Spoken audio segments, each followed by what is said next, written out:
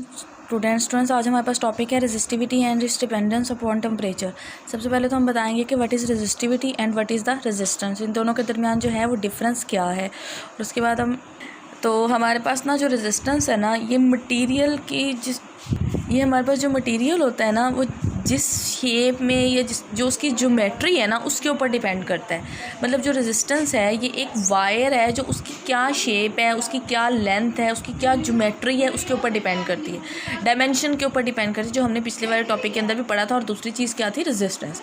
तो सबसे पहले हम इसकी जो है फिजिकल जो डायमेंशनल डिपेंडेंस है ना, हम वो बताएंगे।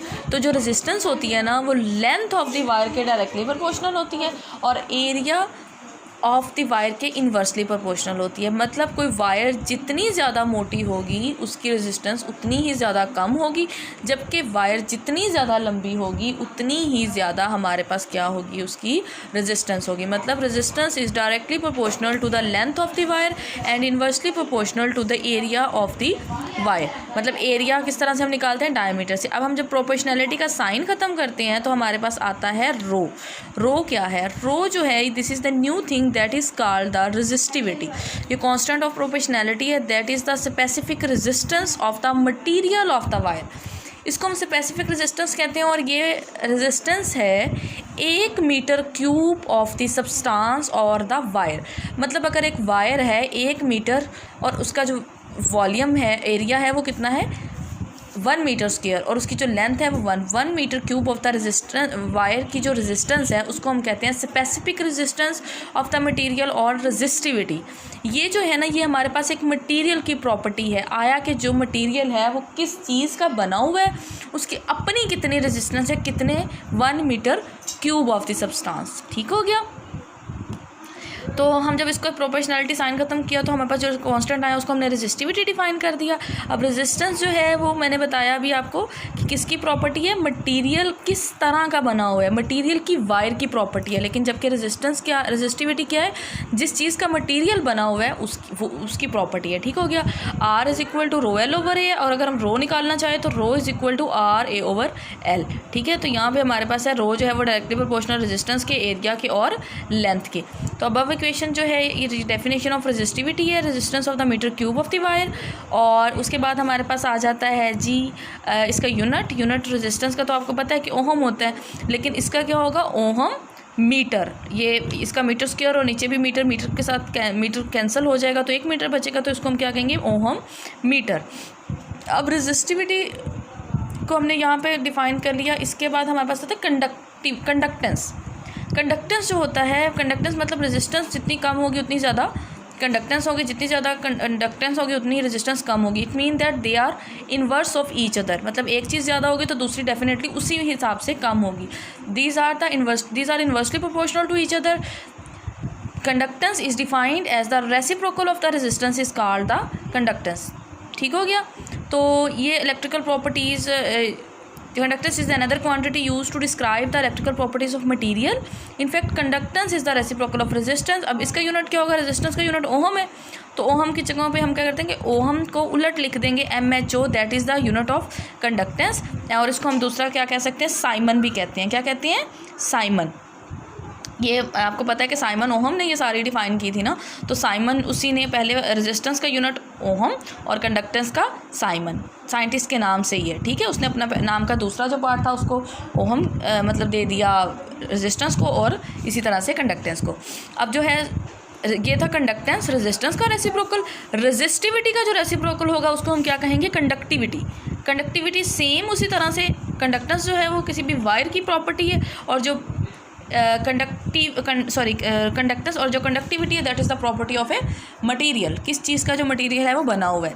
That's unit of conductivity is ohm per metre और MH per metre. Resistivity of the various material, ये दूसरी जो है हमारे पास बॉक्स है, इसके अंदर रेजिस्टिविटी जो है वो बताई गई है। उसके बाद जो है हमारे पास आ जाता है it may be noted that from the table. सबसे ज़्यादा रेजिस्टिविटी हमने याद करनी है, सबसे जो है कम इसकी वैल्यू है, किसकी है?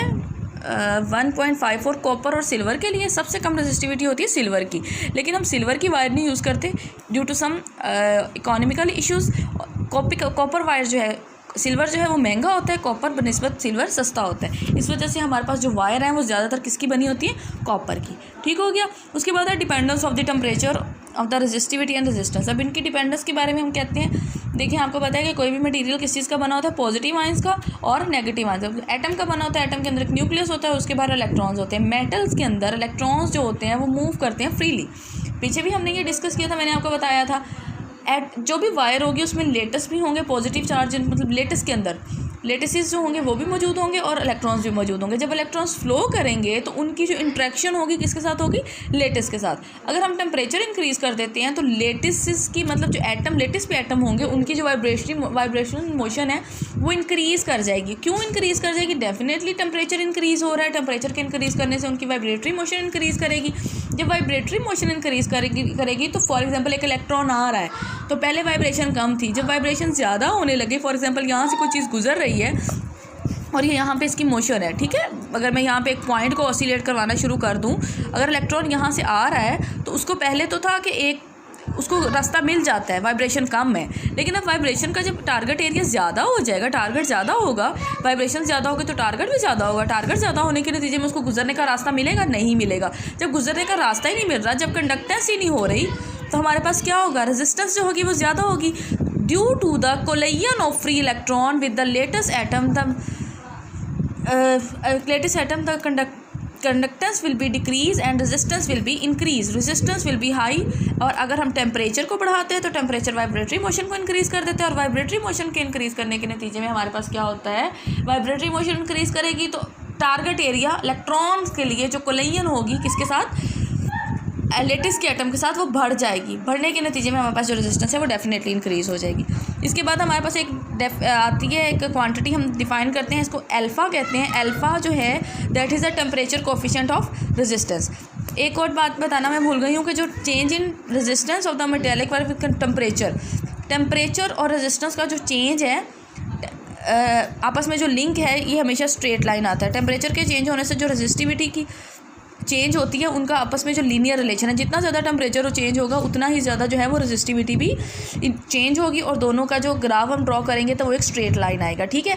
तो ये हमारे पास एक टेम्परेचर कोफिशिएंट ऑफ रेजिस्टेंस है, जिसको हम क्या कहते हैं, fractional change in the resistance per kelvin is known as, मतलब ये इसकी डेफिनेशन है हमारे पास। और यहाँ पे लिखा हुआ है alpha is equal to RT minus R0 और R0T, मतलब fractional change in resistance with per kelvin, ये टेम्परेचर पर केल्विन।